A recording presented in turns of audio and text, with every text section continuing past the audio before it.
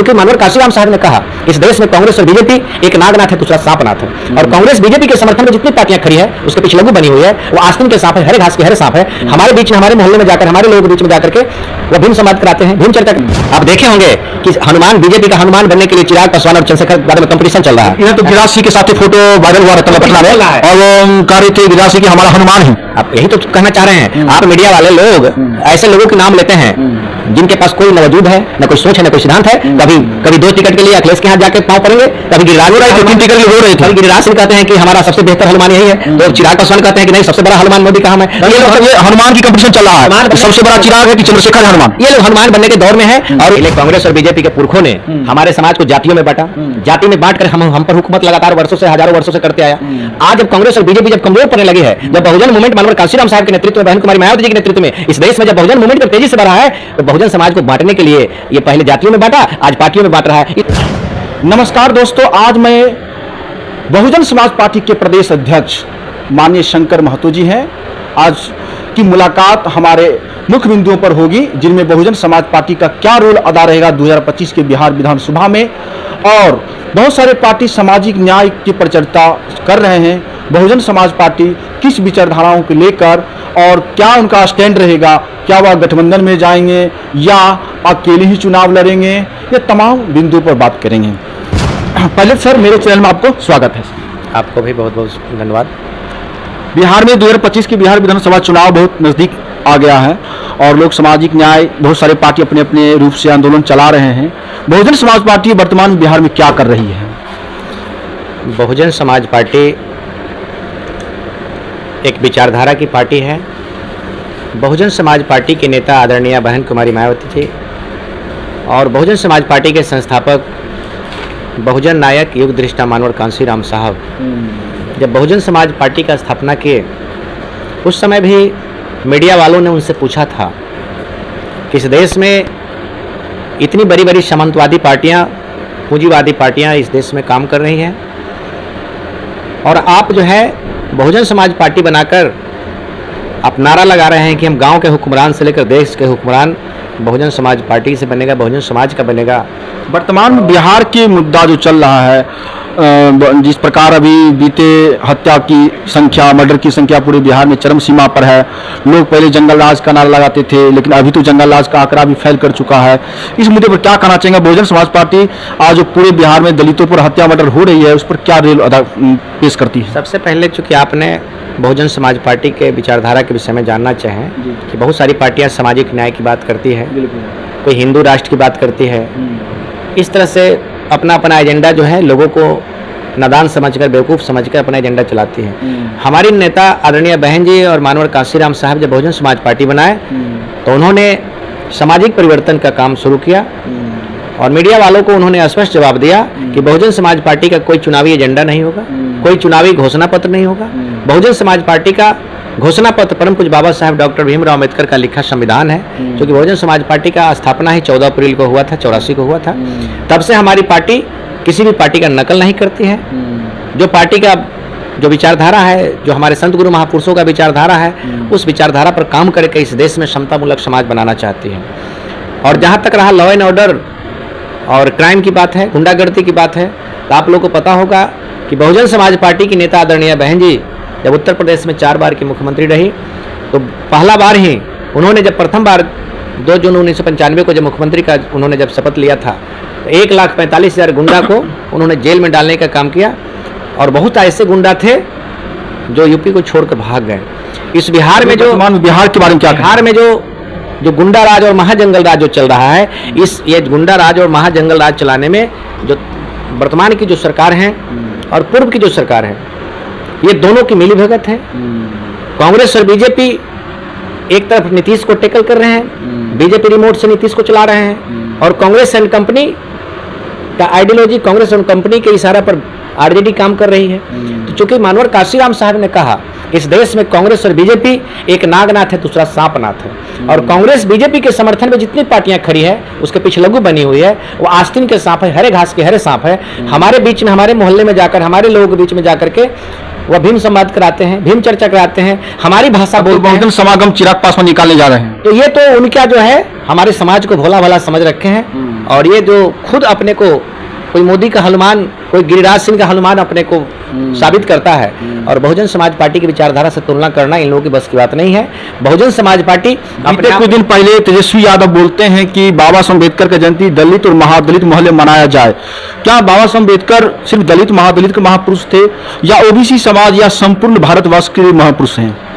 मैं पूछना चाहता हूँ तेजस्वी यादव जी से, जो प्रतिपक्ष के नेता हैं, सबसे पहले मैं पूछना चाहता हूँ कि जब आपके गुंडा राज से, आपके जंगल राज से जनता आजिज होकर के नीतीश कुमार को मौका दिया, और आपके राज में, आपके जब पिताजी जब यहाँ के मुख्यमंत्री थे, तो आप ही के राज में जब आरजेडी की सरकार थी, तो यही बगल के मुजफ्फरपुर में जी कृष्णया एक दलित समाज से थे, जो डीएम थे, तत्कालीन डीएम गोपालगंज के थे, उनको जाति पूछकर उनकी हत्या कर दी गई, और उनके हत्यारे को आपने, उसके बेटा को चेतन आनंद को शिवहर से टिकट दे करके आपने क्रिमिनल का, गुंडा का महिमा मंडन करने का, उसको पुरस्कृत करने का काम किया।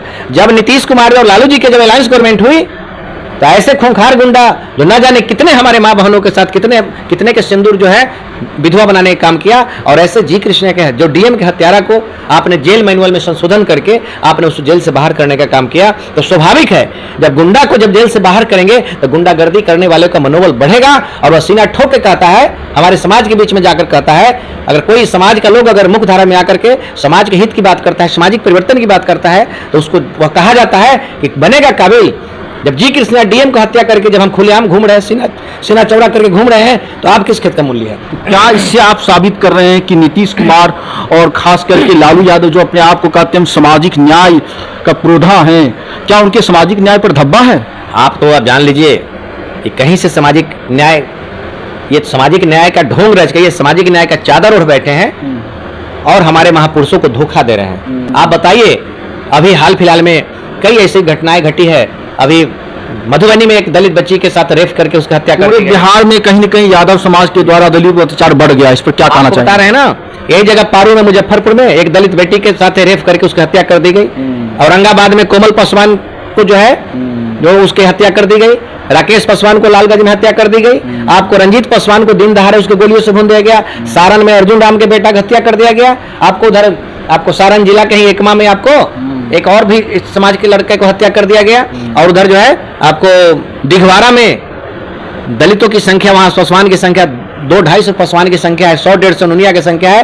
होली के दिन पुलिस ने तांडव मचाया, जुल्म जाति अत्याचार किया, महिलाओं को उठा करके जबरदस्ती उसके साथ प्रताड़ना किया, मारपीट किया, और एक शब्द भी तेजस्वी यादव उसके खिलाफ नहीं बोले। और नीतीश कुमार तो गुंगा बने हुए। भीम चर्चा और वर्तमान में चर्चा और भीम संवाद और अंबेडकर जयंती अब बहुजन समागम, बहुजन समाज पासवान निकालने जा रहे करते हैं हमारे दलितों की बस्ती में। चिराग पासवान जी, मैं आपको कहना चाहता हूं कि आप दलितों को आप भीम संवाद और भीम चर्चा और भीम जयंती क्या मनवाओगे? अगर मनाना है तो अपने बस्तियों में जाकर लोगों को समझाओ, जो तुम्हारे लोग हमारे दलितों पर लाठी डंडा से जो वार कर रहे हैं, कहीं शादी के नाम पर, कहीं बारात के नाम पर, कहीं रास्ता के नाम पर, कहीं साग खोटने के नाम पर। बहुत बड़ी बात कर रहे हैं कि सर लोग हमारे मोहल्ले में आते हैं और दलित मोहल्लों में कहते हैं पढ़ना लिखना चालू करो, बाबा साहब ऐसे कहे थे, बाबा साहब वैसे कहे थे, लेकिन अपने मोहल्ले में नहीं कहते हैं जाके कि बाबा साहब हमारे लिए भी। हमारी नेता इस पर काम करते हैं, लेकिन क्या लालू जी क्या कहना चाहेंगे कि पूरे भारत में एक नई पार्टी जो चंद्रशेखर आजाद हैं, जो आजाद समाज पार्टी लेकर घूम रहे हैं, और जिस प्रकार रिपब्लिकन पार्टी ऑफ इंडिया को जवाब दिया था बहुजन समाज पार्टी ने बाबा साहब अम्बेडकर की जयंती पर, उसी प्रकार आजाद समाज पार्टी भी बहुजन समाज पार्टी को जवाब देने की कोशिश कर रहे हैं। मानवर साहब कांसी राम की जयंती के शुभ अवसर पर उनका पार्टी का उद्घाटन हुआ था, तो इसमें कहां तक आप चुनौती देख रहे हैं? देखिए, ये सब जिस आदमी का कोई ठिकाना नहीं हो उसका चर्चा आप लोग करते हैं। आप देखे होंगे कि हनुमान, बीजेपी का हनुमान बनने के लिए चिराग पासवान और चंद्रशेखर यादव में कंपटीशन चल रहा है। इधर तो गिरिराज सिंह के साथ फोटो वायरल हुआ रतनलापटना में, और वो कह रहे थे गिरिराज सिंह कि हमारा हनुमान है। आप यही तो कहना चाह रहे हैं। आप मीडिया वाले लोग ऐसे लोगों के नाम लेते हैं जिनके पास कोई न वजूद है, न कोई सोच है, न कोई सिद्धांत है। कभी 2 टिकट के लिए अखिलेश के हाथ जाके पांव पड़ेंगे, कभी गिरिराज रो रहे थे, 3 टिकट के लिए रो रहे थे। कभी गिरिराज सिंह कहते हैं कि हमारा सबसे बेहतर हनुमान यही है, तो चिराग पासवान कहते हैं कि नहीं, सबसे बड़ा हनुमान मोदी का हम है। ये लोग, ये हनुमान की कंपटीशन चल रहा है, सबसे बड़ा चिराग है कि चंद्रशेखर है हनुमान। ये लोग हनुमान बनने के दौर में है, और उन लोगों का नाम लेकर के बिना मतलब के जो है ना उनका प्रचार कर रहा है। अरे भाई, जिसके पास दीन ईमान खत्म हो गया, जब मानवर कांसी राम साहब और परम पूज्य Baba Saheb doctor B are Ambedkar ने कहा, अपने समाज को उन्होंने संदेश दिया, इस देश के लोगों को संदेश दिया, शिक्षित करो, संगठित करो और संघर्ष करो। तो जब उन्होंने संगठित होने की बात किया तो अलग अलग संगठन बनाने का मतलब ही है ये प्रोजेक्टेड संगठन है, ये कहीं ना कहीं से जो है प्रोजेक्टेड संगठन है। और ये प्रोजेक्टेड संगठन इसलिए बनवाया गया, ये बनवाया जाता है संगठन जिस प्रकार बहुजन समाज पार्टी को मेन स्ट्रीम मीडिया कभी नहीं दिखाया, लेकिन जो छोटी मोटी पार्टी लेके जो दलित नाम से राजनीति करते हैं, मेन स्ट्रीम मीडिया बड़ा बड़ा चढ़ा के दिखाती है कि पूरे भारत में इनका बड़ा जोर शोर से चल रहा है। ये तो जिसने पार्टी बनवाया है और जो मीडिया चलवा रहा है, जो गोदी मीडिया है, आखिर वो पापी पेट का सवाल है। उनको ये भी तो होगा इनके आड़ में जो बहुजन मूवमेंट चल रहा है उनको कैसे कमजोर किया जाए, नई नई पार्टी बनवा के उनको नया नया चेहरा दिखाकर। पहले कांग्रेस और बीजेपी के पुरखों ने हमारे समाज को जातियों में बांटा, जाति में बांट कर हम पर हुकूमत लगातार वर्षों से, हजारों वर्षों से करते आया।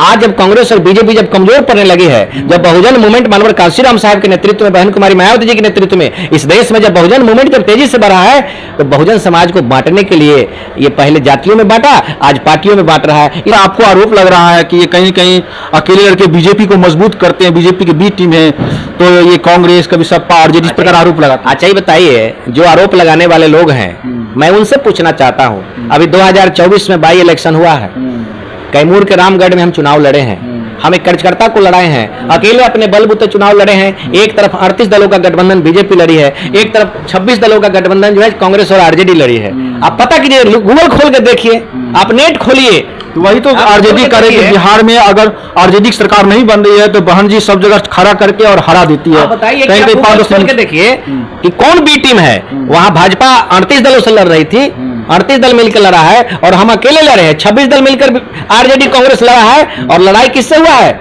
हम मात्र 1362 वोट से हम सेकेंड किए हैं, और आरजेडी जो है 3 नंबर पर आई है।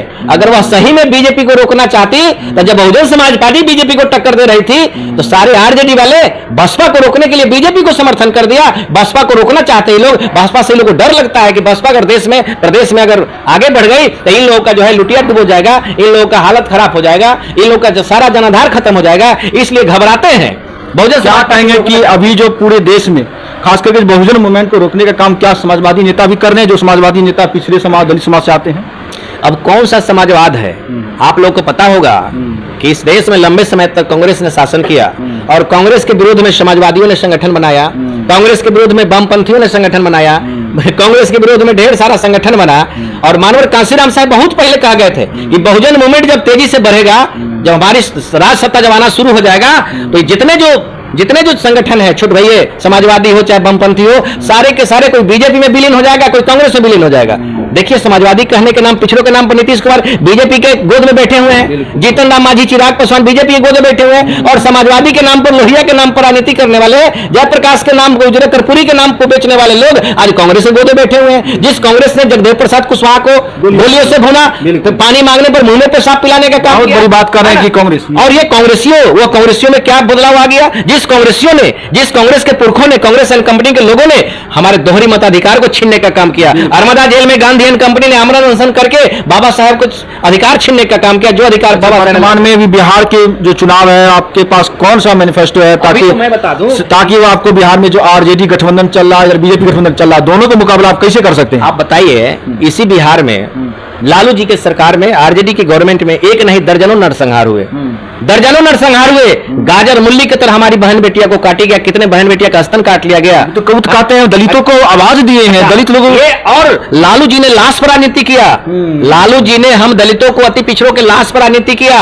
अगर वह हितैषी होते तो आज आनंद मोहन जेल के सलाखों में बंद रहता। इस प्रकार हितैषी होते तो अमीर दास आयोग, नीतीश और लालू ने मिल करके, जो अमीर दास आयोग को भंग करके सारे नरसंहार करने वाले जो दंगाई थे, सारे जितना भी दंगा जो सांप्रदायिक दंगा करने वाले लोग थे, नरसंहार करने वाले लोग थे, एक भी दोषी करार हुआ का? सारे के सारे बाइज्जत रिहा हुआ। अरे भाई, रिहा कैसे हो गया? इसका आपको क्या सिद्ध कर सकते हैं कि जैसे देश की राजनीति पर बीजेपी कहीं न कहीं भारत पाकिस्तान के मुद्दे पर लाश के नाम पर राजनीति करती है, उसी प्रकार समाज के नाम पर लाश की राजनीति लालू यादव करते हैं?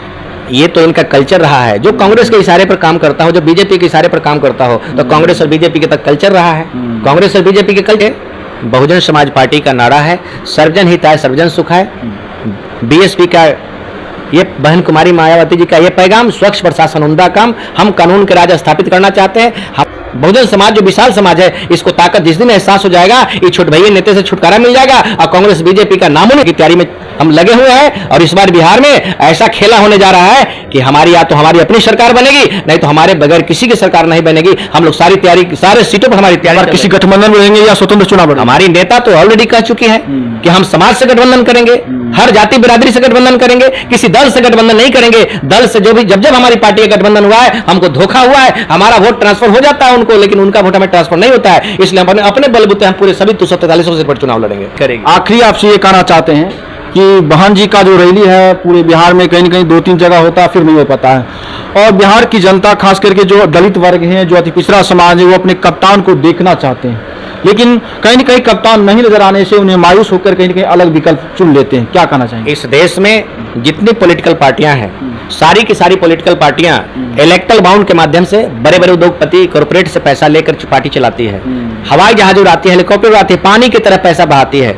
आपको मालूम है, मैं नहीं बोल रहा हूं, 2024 के लोकसभा चुनाव से पहले सुप्रीम कोर्ट के सीजीआई चंद्रचूड़ साहब ने सूची जारी किया था कि किस दल ने इलेक्टल बाउंड से कितना पैसा लिया, कितना चंदा लिया। ज्यादा बीजेपी को मिला था, 7,000 करोड़ बीजेपी लिया, कोई 66 कांग्रेस में लिया, कोई 6500 करोड़ को भी मिला, सपा भी लिया, ममता बनर्जी लिया, केजरीवाल लिया, लालू जी लिए, नीतीश जी, सारी पार्टियां इलेक्टल बाउंड का पैसा। बहन जी का नहीं मिला, एक चवन्नी बहन जी ने इलेक्टल बाउंड का पैसा नहीं लिया, इसलिए कि जो सहारा देता है, इशारा करता है, जिसके ऊपर उद्योगपतियों का कंट्रोलिंग होगा तो समाज का भला नहीं होगा, उद्योगपति का भला होगा। हमारी पार्टी की जिस दिन सरकार बनेगी, उद्योगपति का भला नहीं, समाज का भला होगा। हमारी पार्टी समाज के हित में काम करती है। आखिरी क्या कहेंगे, क्या संदेश देंगे बिहार 2025 के विधानसभा चुनाव में, जिसमें बहुजन समाज पार्टी एक किंग मेकर के रूप में आएंगे और कहीं न कहीं प्रदेश में जो अमन चैन बहाल होगा, रोजगार मिलेगा और कारखाने खुलेंगे, जिससे बिहार के लोगों को पलायन रुक जाएगा? आखिरी संदेश। बहुजन समाज पार्टी इस बार पूरे बिहार में अपने बलबूते चुनाव लड़के सम्मानजनक सीट जीतने जा रही है। और बहुजन समाज पार्टी अगर अपनी सरकार बन जाती है तो बहुजन समाज पार्टी का जो नीति है, जो सिद्धांत है, जो संत गुरु महापुरुष जो देश में चाहते थे, जो सम्राट अशोक चाहते थे, जो परम पूज्य बाबा साहब चाहते थे, वह व्यवस्था बहुजन समाज पार्टी की सरकार में लागू होगी।